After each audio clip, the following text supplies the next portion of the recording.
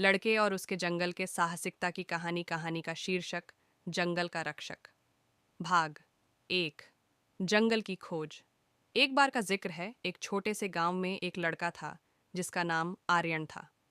आर्यन को जंगल की कहानियां सुनने का बहुत शौक था। उसकी दादी उसे हमेशा जंगल की रहस्यमयी जीवों और खजाने की बातें सुनाती थीं। एक दिन आर्यन ने सोचा कि क्यों न खुद जंगल में जाकर उस रहस्य को खोजा जाए। आर्यन ने अपने दोस्तों से कहा, चलो हम जंगल की ओर चलते हैं। उसके दोस्तों ने साथ देने के लिए हामी भर दी। उन्होंने सुबह सुबह जंगल की ओर यात्रा शुरू की। पेड़ पौधों और रंग बिरंगे पक्षियों की आवाज़ों से उनका मन खुश हो गया। भाग दो। जंगल में रहस्य। जंगल में पहुंचकर आर्यन और उसके दोस्तों ने अद्भुत चीज़ें देखीं।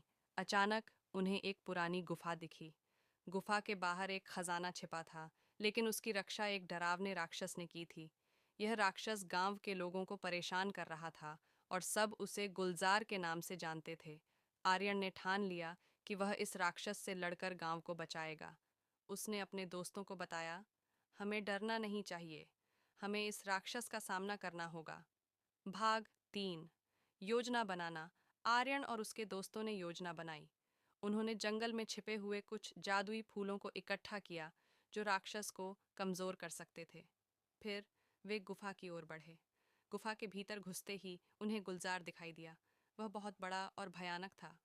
आर्यन ने साहस जुटाते हुए कहा, गुलजार, तुम अब और गांव को परेशान नहीं कर सकते। भाग चार। लड़ाई की शुरुआत। गुलजार ने हंसते हुए कहा, तुम मुझे कैसे रोक सकते हो छोटे लड़के। लेकिन आर्यन ने डर को दरकिनार करते हुए जादुई फूलों को राक्षस की ओर फेंकना शुरू किया। फूलों की सुगंध ने गुलजार को कमजोर करना शुरू कर दिया। गुलजार ने चिल्लाते हुए हमला किया, लेकिन आर्यन ने चतुराई से बचते हुए अपने दोस्तों को इशारा किया। वे सब मिलकर गुलजार के चारों ओर एक चक्र बनाकर खड़े हो गए। आर्यन ने फिर से फूल फेंकने शुरू किए। भाग पाँच। विजय का क्षण। कुछ ही समय में गुलजार कमजोर होने लगा। आर्यन ने उसका ध्यान भटकाते हुए उसे एक बड़ा पत्थर फेंकने के लिए प्रेरित किया। जैसे ही गुलजार ने पत्थर की ओर देखा, आर्यन ने अपनी पूरी ताकत लगाकर आखिरी जादुई फूल फेंका। फूल ने गुलजार को पूरी तरह से कमजोर कर दिया। वह जमीन पर गिर पड़ा और उसकी शक्ति खत्म हो गई।